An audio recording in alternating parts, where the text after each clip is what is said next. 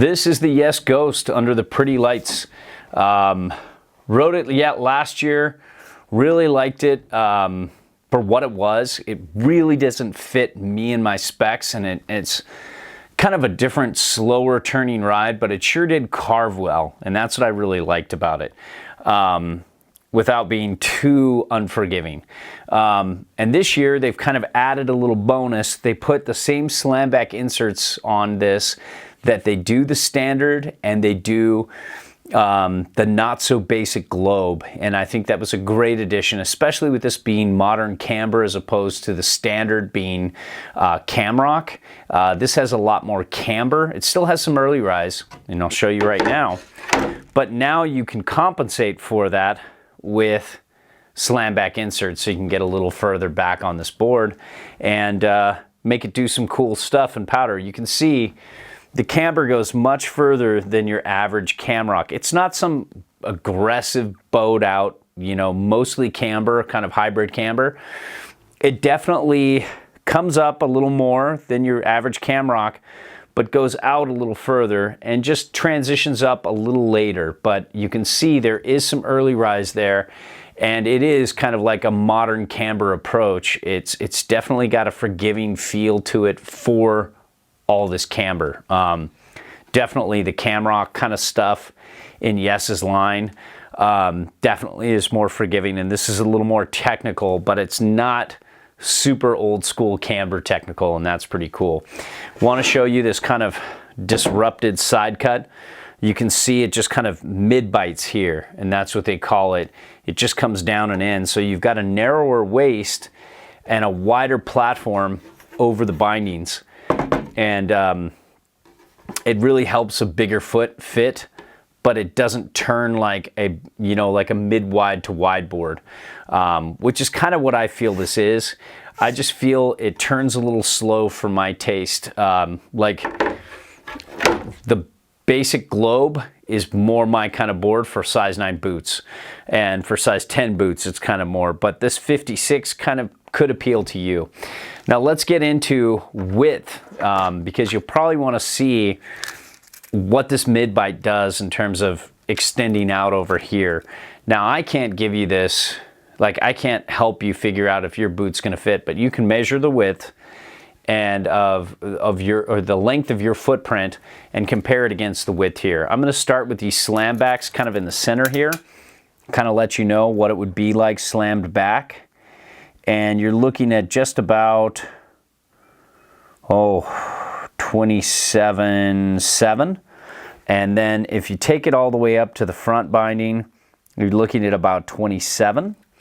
And this is a setback, so you know you're looking at about 26.7, 26.8 from the back one here, and then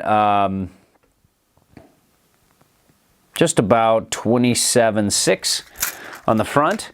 And now setting this board back for powder, you need traditional disc bindings, meaning full-size discs. You don't want the mini discs that mount like this, that mount with these two. You want traditional disc bindings that mount like this. You like now bindings, like Solomon bindings, like the Union Atlas and the Union Force, or like Burton bindings. You want those kind of bindings, traditional disc bindings. You don't want a lot of the mini disc bindings out there, because then you can't utilize the setback insert. They call it slam backs. So if you want to set up with this and get your directional float on a powder day, it's great that they have this now. I wish the Ghost had it last year. They now have it. You can get a 4.5 inch difference between nose and tail. So you're that much further back, and then if you divide it in half, you get the actual like setback on board from center, and you're looking at 2.25 inches, which is kind of up there with like kind of at that beginning realm of most free ride boards, which is pretty cool. You know, the standard's going to float just a touch better because it's got more early rise, but this is going to drive well with camber. And if I had bigger feet, I'd be really into this because it's pretty cool.